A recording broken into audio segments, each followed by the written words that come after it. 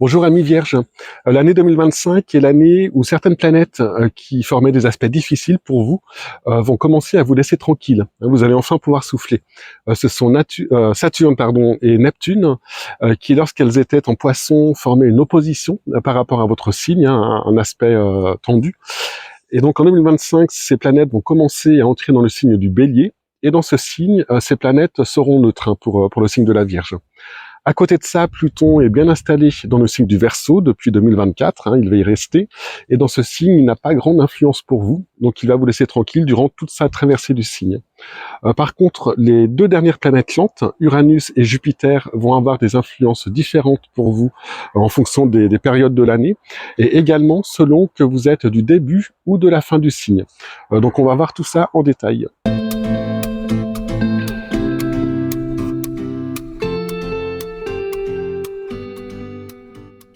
On va commencer par regarder le mouvement des planètes en 2025 et on verra ensuite quelles seront les influences de chacune d'elles.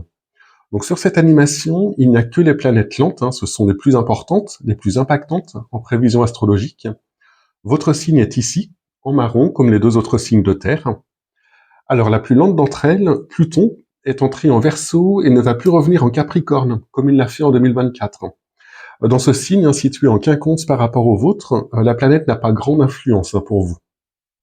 Vient ensuite Neptune, qui commence l'année à la toute fin des Poissons. Alors dans ce signe, la planète était opposée au vôtre depuis 2011, et elle commence à sortir des Poissons à partir de cette année, ce qui va en soulager beaucoup. On va voir que cela va se faire en 2 temps, sur 2 années.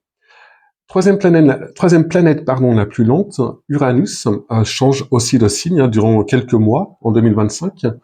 À la toute fin du Taureau, il formait un bon aspect pour une partie d'entre vous, et en entrant en Gémeaux, il va former un aspect plus tendu, mais aussi bien plus dynamique, pour une autre partie des Vierges. Saturne va imiter Neptune. On voit que les deux planètes sont proches l'une de l'autre. Elles vont d'ailleurs former une conjonction en 2025 et 2026, ce qui est très rare. Ça n'arrive que tous les 36 ans. Alors j'aurai l'occasion d'y revenir. Toujours est-il que, comme pour Neptune, une partie des Vierges sera encore sous son influence en début et en fin d'année. Et enfin Jupiter, qui formait un carré à votre signe, avec les risques d'excès qu'un tel aspect peut indiquer chez cette planète, va se retrouver en sextile à votre signe lorsqu'il va passer dans le signe du Cancer. Et là, vous pourrez profiter sans réserve et sans risque de sa bienveillance. Alors comme je le disais, Pluton vous laisse tranquille depuis qu'il s'est installé en Verseau. Lorsqu'il était en Capricorne, donc jusqu'en 2024, il n'était pas bien méchant, il était même bienveillant pour vous, puisqu'il formait un trigone, un aspect harmonique pour le signe de la Vierge. Et donc certains d'entre vous, ou même la plupart, ont pu à un moment ou à un autre profiter de ce trigone de Pluton, donc entre 2008 et 2024. Alors je ne vais pas m'appesantir sur cette planète cette année, on va quand même regarder le programme de ces prochaines décennies. Alors il faut observer cette planète sur le long terme, car Pluton est extrêmement lent. C'est même la planète la plus longue de toutes. Elle fait le tour du zodiaque en 247 ans. Entre 2008 et 2023, Pluton était donc en Capricorne, où il formait un trigone pour vous, c'est la flèche bleue. Il a fait des allers-retours entre le Capricorne et le Verseau en 2023 et 2024, et donc il s'est installé en Verseau en 2024. Il va y rester jusqu'en 2043. Alors dans ce signe, son influence est négligeable. En fait, l'aspect formé est un quinconce, c'est un aspect mineur, en gris, dont on ne se sert pas dans les horoscopes, qui sont bien trop généralistes. En 2043, la planète va arriver dans le signe des Poissons, et là, ce sera une toute autre histoire, avec pas mal de chamboulements, de remises en question, une crise d'identité, peut-être pour certains, mais vous voyez que c'est pas pour tout de suite. Pluton va rester en Poisson jusqu'en 2067, mais vous ne serez bien sûr pas concerné individuellement durant tout le temps où Pluton sera dans ce signe. Un transit de Pluton dure entre 1 et 3 ans, au moment où il passera en opposition au Soleil de votre thème astral. Donc ce sera plutôt dans 20 ans si vous êtes du début du signe, plutôt dans 40 si vous êtes de la fin du signe. Alors Neptune est également une planète très lente, elle fait partie des transsaturniennes avec Uranus et Pluton. Ce sont les 3 planètes dont l'orbite est située au-delà de celle de Saturne. Donc elle fait le tour du zodiaque en 164 ans. Elle reste donc 13-14 ans dans chaque signe. Et donc c'est cette année que Neptune va changer de signe. Enfin qu'il va commencer à changer de signe, puisqu'un peu comme l'entrée de Pluton dans le signe du Verseau, cela va se faire en 2 temps. On le comprend mieux en observant cette courbe. On y voit le trajet de Neptune en 2025 et 2026. Alors le graphe représente les 5 derniers degrés des Poissons en bas et les 5 premiers degrés du Bélier en haut. On voit que Neptune va passer une première fois en Bélier entre le 30 mars et le 22 octobre 2025, puis revenir à la toute fin du signe des Poissons avant de s'installer définitivement en Bélier début 2026. Alors un peu comme Pluton en Verseau, Neptune ne sera pas influent pour vous le temps de sa traversée du Bélier, avec là aussi un quinconce. Alors attention, on parle bien ici de votre signe astrologique, donc de la position du Soleil de votre thème astral qui est en Vierge, mais la planète va sûrement former d'autres aspects à d'autres éléments de votre thème, comme toutes les planètes d'ailleurs. Seule l'étude du thème astral permet une analyse prévisionnelle complète. Neptune sera donc influent en début et en fin d'année, donc avant le 30 mars et après le 22 octobre, les parties en jaune, où il sera donc toujours en opposition au Soleil des Vierges de la toute fin du signe. Alors comment cela pourrait se traduire ? Dans tous les transits de Neptune, on retrouve un certain trait commun. Neptune est une planète dont les valeurs ne correspondent plus vraiment à nos sociétés modernes, en particulier nos sociétés occidentales. Neptune est une planète qui cherche à dissoudre les frontières entre chaque individu, à défaire les égos, à diluer ou brouiller le mental, pour que l'on puisse appréhender le monde directement par notre âme. Alors sans connotation religieuse, j'aurais pu dire avec notre cœur. Elle dissout aussi les frontières entre le monde visible et invisible. Elle accroît notre sensibilité aux forces de la nature, aux forces de l'univers, mais aussi à un sentiment humaniste, ne faire qu'un avec les autres. Cette planète est d'ailleurs associée à l'empathie, à l'altérité, à l'abnégation, à l'oubli de soi, entre autres. Alors les transits de Neptune durent de 1 à 3 ans, selon les cas. La planète installe un courant de fond, un climat dans notre vie. Alors c'est assez diffus, ça ne repart pas et ça n'arrive pas d'un seul coup. C'est plutôt progressif. Lorsque Neptune forme un aspect tendu, donc une opposition pour le signe de la Vierge, et donc pour les Vierges de la fin du signe cette année, cette dissolution neptunienne peut être assez déroutante. On peut se sentir un peu confus, on perd en objectivité, on a plus de mal à savoir ce qui est bon pour soi, et il est plus difficile de prendre les bonnes décisions. Il vaut mieux éviter d'ailleurs, durant ce transit, de prendre des décisions importantes qui engagent sur le long terme. On pense que c'est la bonne sur le coup, et lorsque la planète est passée, on se rend compte que notre raisonnement était biaisé. Alors la planète touche votre Soleil, donc le Soleil c'est notre identité. Donc avec cette opposition de Neptune, les convictions sont moins fortes, on peut perdre en assurance, on peut perdre en vitalité, on peut traverser quelquefois un moment de déprime ou un coup de fatigue. On devient plus perméable au monde extérieur, mais aussi plus impressionnable, plus vulnérable. On est plus sensible également aux agents pathogènes. On peut aussi avoir tendance à fuir la réalité ou à s'enfermer dans un monde imaginaire. En fait, la planète est là pour nous apprendre l'abnégation, l'oubli de soi.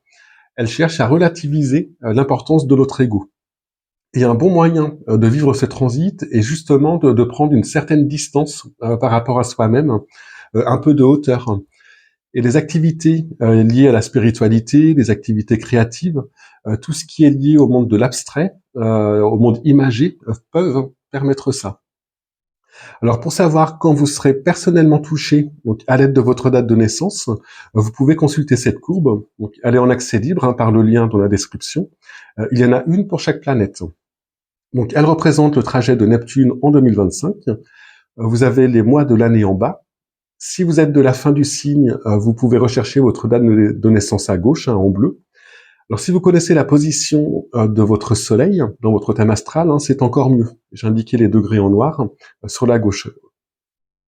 Le trajet exact de Neptune est en rouge et la zone de son influence en jaune. Donc la portion qui vous intéresse est située au-dessous de la ligne noire, lorsque Neptune est encore en poisson. Au-dessus, il est en bélier. Si vous êtes né le 20 septembre, par exemple, vous serez dans ce transit de Neptune jusqu'à fin mars. En fait, le plus gros sera déjà passé en 2024. Si vous êtes du 22 septembre, le transit va être actif presque toute l'année, un peu moins fort en juin-juillet, et on devine que cela va continuer un peu début 2026.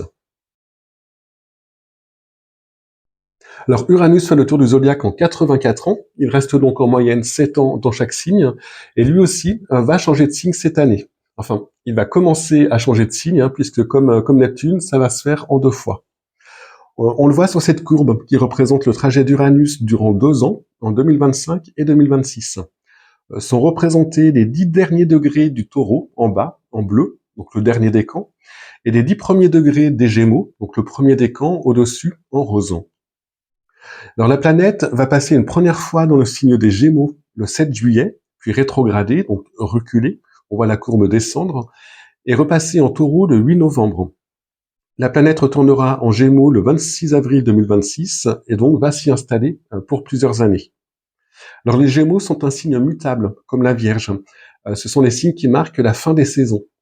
Et les signes mutables sont en carré les uns par rapport aux autres, en carré ou en opposition. Lorsqu'une planète dans le ciel se trouve dans un signe mutable, donc Uranus, lorsqu'il sera en Gémeaux, il forme un carré ou une opposition aux autres signes mutables. Donc pour vous, c'est un carré. C'est un aspect tendu, mais aussi particulièrement dynamique. Avant le 7 juillet et après le 8 novembre, Uranus sera toujours en Taureau, et donc là formera un trigone à votre signe, un aspect harmonique. Seul le troisième décan sera concerné. Et entre le 7 juillet et le 8 novembre, Uranus fera donc un carré au soleil des Vierges nés en tout début de signe, les 2 premiers jours. Mais ce transit d'Uranus va concerner toutes les Vierges à un moment ou à un autre, durant environ un an, le temps d'un transit d'Uranus, dans les 7 années à venir, le temps que la planète traverse le signe des Gémeaux. Alors les transits d'Uranus sont très différents de ceux de Neptune. Là, on est sur du tangible, du palpable, même si ça peut être aussi le cas pour Neptune, notamment dans ses aspects tendus. Avec Uranus, il arrive la plupart du temps des événements concrets, avec toujours une notion d'imprévu, de changement et de rapidité. Uranus est une planète très énergique, une planète de feu, qui, lorsqu'elle forme un aspect à notre Soleil, est très stimulante. Elle nous rebooste, elle nous recharge en énergie et donne un certain courage, voire une certaine audace. C'est une planète révolutionnaire qui s'en fiche complètement des conventions, qui s'en fiche des codes ou du qu'en dira-t-on. On surprend parfois notre entourage en révélant une part de notre personnalité qu'ils ne connaissaient pas, mais on se surprend aussi souvent soi-même.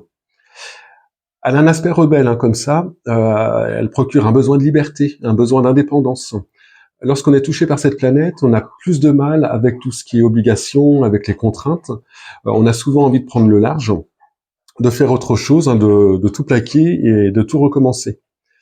En fait, elle nous donne le déclic, la force pour prendre des décisions qu'on n'aurait jamais osé prendre avant. Elle réveille en nous ce qu'il y a de plus singulier, de plus original, de plus individuel. Et ces transits sont d'ailleurs des occasions de changer de route, de prendre des virages à 180 degrés pour devenir un peu plus soi-même, pour s'individuer un peu plus, pour se détacher d'un personnage construit depuis l'enfance et très lié à notre éducation, à nos parents, à notre environnement, etc. Uranus vient titiller le centre de notre personnalité, ce qui ne change pas, qui ne sera jamais modelé par l'extérieur et qui est unique, non influencé par la société dans laquelle il vit. Avec un trigone, donc avant le 7 juillet pour le troisième décan et après le 8 novembre pour des natifs des 2-3 derniers jours de la Vierge uniquement, ces changements iront dans le bon sens et vos décisions seront prises au bon moment. Alors ce ne sera pas forcément spectaculaire, mais ça peut être un changement de travail ou un changement dans votre travail. Ça peut être des activités nouvelles, des nouvelles rencontres, un voyage imprévu qui nous ouvre l'esprit et nous change profondément par exemple. Avec Uranus, on a envie de nouvelles choses, d'introduire de l'inédit dans sa vie. Alors, outre les changements et décisions volontaires, un trigone d'Uranus a aussi sa part de surprise. Il se produit souvent des événements heureux, des opportunités, quel que soit le domaine concerné. Pour connaître plus en détail le type d'événement qui peut se produire, il faudrait voir l'ensemble de votre thème astral. mais avec toujours ces constantes, la soudaineté, l'imprévisibilité et la part de nouveauté. Alors pour les natifs du début du signe, le carré qu'Uranus formera à votre Soleil concernera uniquement les natifs des 2 premiers jours des Vierges en 2025. Alors en carré, le mode d'action de la planète est le même, avec cette envie de liberté, de nouveauté, mais son énergie est plus difficilement canalisable. Et les décisions prises seront parfois hâtives, parfois malvenues, parfois mal perçues, mais souvent radicales. Sous influence d'un carré, on y va carrément, on ne fait pas les choses à moitié.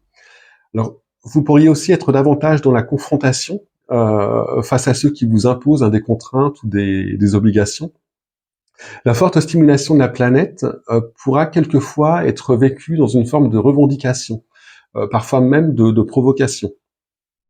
Alors là aussi, des événements imprévus qui provoqueront des changements importants dans votre vie, tout domaine confondu. Même si avec le soleil, on est plus dans la vie extérieure, la vie sociale, le travail. Mais ça peut aussi être la santé. Le soleil symbolise notre vitalité, entre autres, avec cette notion de soudaineté, là encore. Donc attention par exemple aux accidents dus à la précipitation. Alors je le précise pour être exhaustif, mais c'est bien sûr, heureusement, pas systématique. Donc attendez-vous à des changements soudains. Seule, là encore, l'étude de votre thème permet de préciser ce qu'ils peuvent toucher. Mais dans tous les cas, ils permettent à terme de nous rapprocher du chemin qui devait être le nôtre. Rappelez-vous que c'est une planète qui aide à l'individuation, comme je l'expliquais plus tôt. Alors, il y a 2 courbes pour Uranus.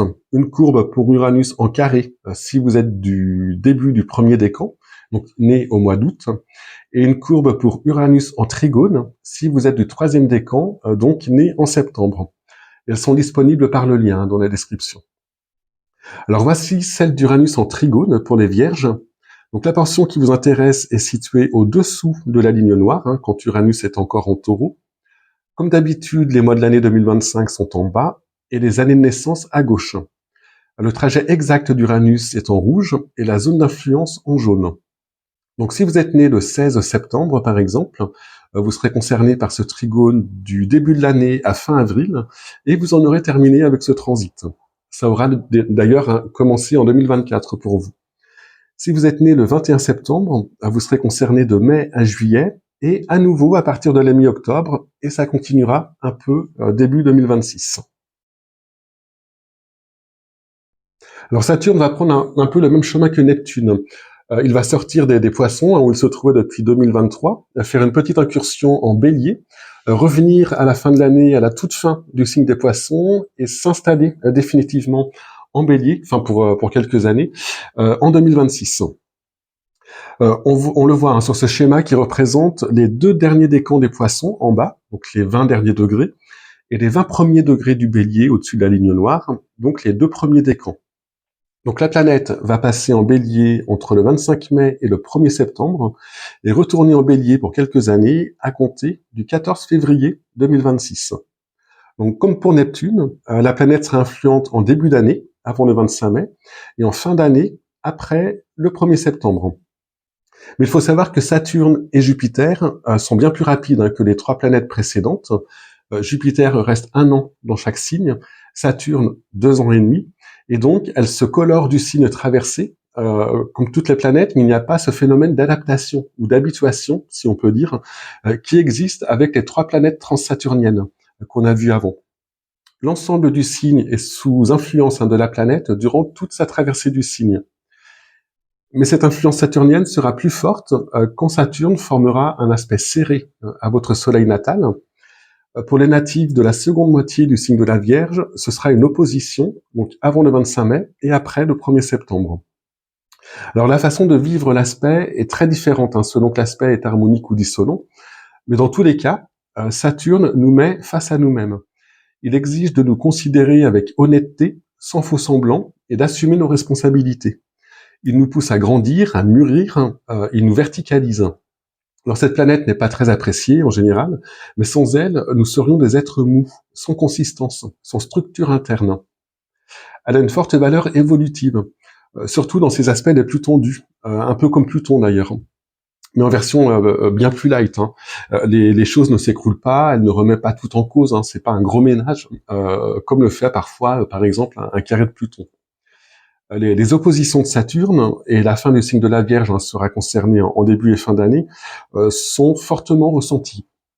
Ils indiquent des périodes souvent assez moroses, où on se sent plus fatigué, moins motivé, plus pessimiste. On a l'impression d'avoir un poids à porter. Les choses semblent plus difficiles à obtenir, hein, c'est plus laborieux.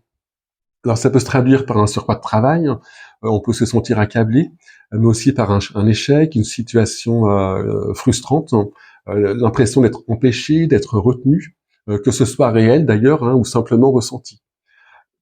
On a l'impression que tout prend plus de temps. Il y a comme un ralentissement. Je vais y arriver.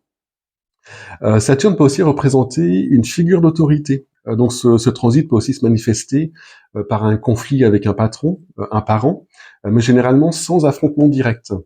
Ce sont plutôt des situations où on se sent bloqué, où on nous empêche d'avancer. Et tout ça, ça fait partie de l'objectif de Saturne. Apprendre à gérer la frustration, agir avec maturité, patience, prendre en compte le facteur temps. Saturne, hein, c'est l'équivalent du dieu Chronos, le temps, et c'est donc tout l'inverse hein, de l'enfant qui a besoin d'assouvir ses envies immédiatement, et pour qui le principe de plaisir est prévalent. Alors un tel transit, hein, ça arrive à tout le monde et régulièrement.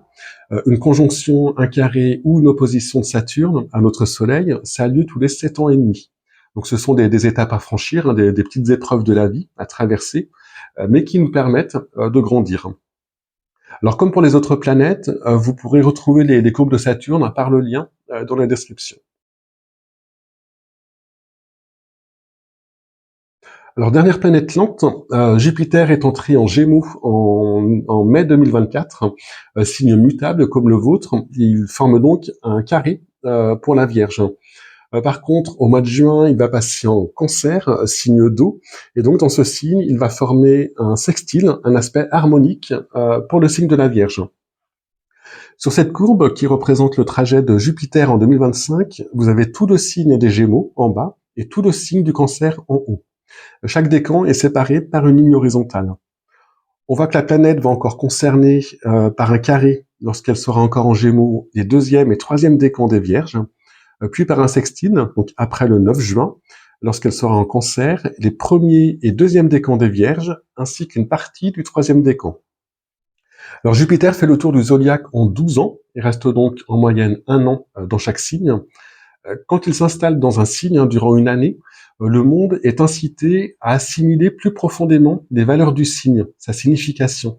C'est un peu comme une nouvelle impulsion donnée tous les ans avec un type d'énergie différent.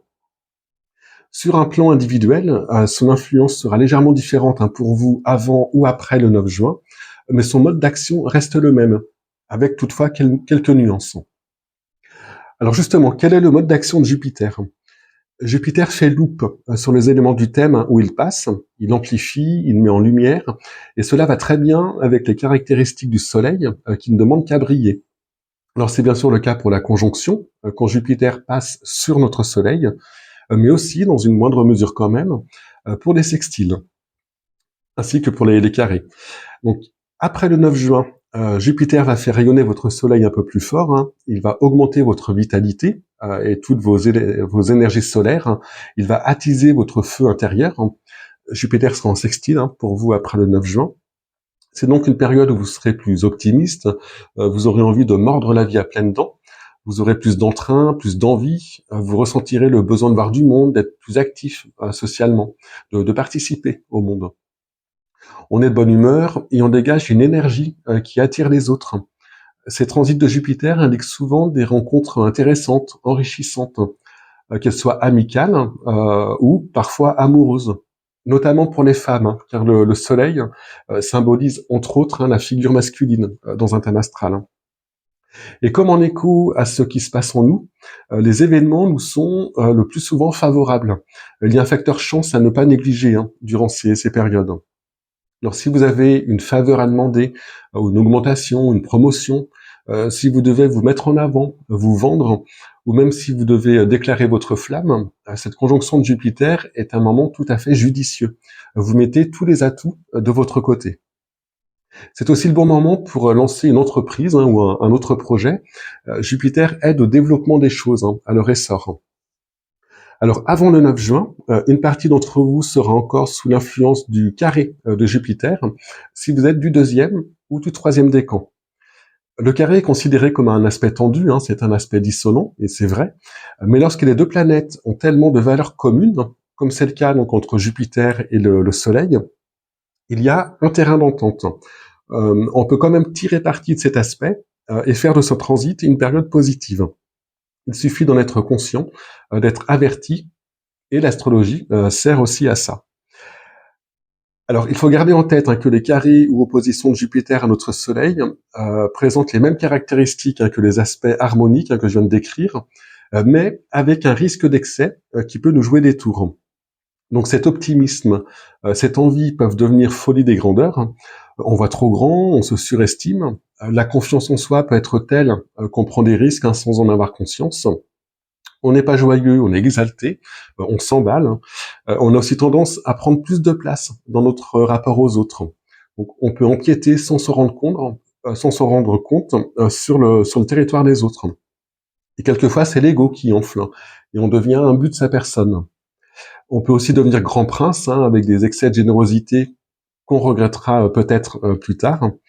On peut aussi trop compter sur la chance et penser que les choses se feront toutes seules. Mais tout ce que je viens de décrire, on peut l'éviter. Il faut juste rester conscient de ces tendances possibles durant ces périodes et alors on bénéficiera des mêmes bienfaits que pour les autres aspects de Jupiter en conjonction, trigone ou sextile. En fait, ça demande juste une vigilance particulière. Un carré de Jupiter peut aussi parfois indiquer un problème avec la justice, mais je le signale vraiment pour être exhaustif. C'est loin d'être une règle. Ce carré se produit chez tout le monde tous les 6 ans. Mais pour toutes les vierges, ces risques disparaissent donc à partir du 9 juin. En passant en Cancer, l'énergie de Jupiter va baigner dans un signe d'eau, et donc ça va profiter à toutes les vierges, qui sont très à l'aise avec cet élément. Mais vous serez concerné de façon plus intense quand la planète formera un aspect exact ou quasi exact à votre Soleil, donc au Soleil de votre thème astral, et cela dépend de votre date de naissance. Alors il y a 2 courbes pour Jupiter, pour les Vierges, Jupiter en carré avant le 9 juin et Jupiter en sextile après le 9 juin. Donc voici celle de Jupiter en sextile. Elle commence donc début juin et court jusqu'à la fin de l'année. Alors les mois sont indiqués en bas. Au-dessus de la ligne noire, c'est lorsque la planète est en Cancer. En dessous, elle est encore en Gémeaux. Donc, comme d'habitude, les dates de naissance sont à gauche, en bleu. Si vous connaissez la position de votre Soleil, c'est encore mieux. Elles sont en noir, à gauche aussi, et c'est encore plus précis. En rouge, c'est le trajet exact de Jupiter, et en jaune, la zone de forte influence. Donc, si vous êtes né le 8 septembre, vous voyez que vous serez sous l'influence directe du trigone de Jupiter quasiment tout le mois d'août. Si vous êtes né le 16 septembre, vous avez encore plus de chance. La planète sera dans sa phase stationnaire à la fin de sa période directe et en début de phase de rétrogradation. Et donc son influence sera plus longue, de fin septembre à fin décembre. Et il y aura en plus un 3e passage en 2026. Alors si vous êtes de la fin du 3e décan et que vous ne voyez pas votre date de naissance, c'est normal, c'est que ce sextile pour vous ne vous concernera qu'en 2026. Alors pour terminer, je voulais vous montrer les tableaux de synthèse que vous pourrez aussi retrouver par le lien en description. Donc il y en a 3, il y en a un par décan. Alors voici l'exemple du 3e décan. On y voit toutes vos influences planétaires sur l'année 2025. Les mois de l'année sont indiqués en haut. Les 5 premières lignes représentent les 5 planètes lentes dont je viens de parler. Lorsque la zone de l'année est colorée en bleu, ça signifie que la planète forme un aspect harmonique à votre signe et en particulier à votre décan. On voit par exemple qu'Uranus forme un aspect harmonique pour vous de début d'année jusqu'à début juillet et de début novembre à la fin de l'année. Lorsque la zone est en rouge, c'est que la planète forme un aspect tendu. Alors ce sera le cas de Neptune, Saturne et Jupiter à différents moments de l'année. Et lorsque c'est en jaune, c'est une conjonction. Donc la planète est chez vous, dans votre décan. Alors il n'y en a pas en 2025 pour la Vierge concernant les planètes lentes. Au-dessous, ce sont les planètes rapides. Alors, elles, j'en parle dans les prévisions mensuelles, hein. Vous voyez qu'à l'échelle de l'année, c'est assez compliqué, s'il fallait tout commenter, mais ça vous donne une vision d'ensemble. Et les R majuscules que vous voyez sur certaines lignes indiquent que la planète est rétrograde. Alors, à noter que ce sera le cas de Mars, hein, en début d'année. En fait, ça commencera fin 2024. Alors, j'ai fait 2 vidéos sur cette rétrogradation martienne, car elle n'arrive que tous les 2 ans. Donc, elles sont quand même assez rares. Idem pour Vénus, hein, qui va rétrograder en mars-avril. Et pour Mercure, bon, on est habitué, hein, lui, ça lui prend 3 fois par an. Alors, je voulais aussi préciser que par ce lien, vous avez également toutes les interprétations de ces tableaux, donc planète par planète, hein, et couleur par couleur. Et donc, ils sont en accès libre. Il n'y a pas besoin de s'inscrire ni d'accepter des cookies ou des newsletters ou quoi que ce soit. Donc voilà, je vous remercie de m'avoir écouté et je vous dis à bientôt.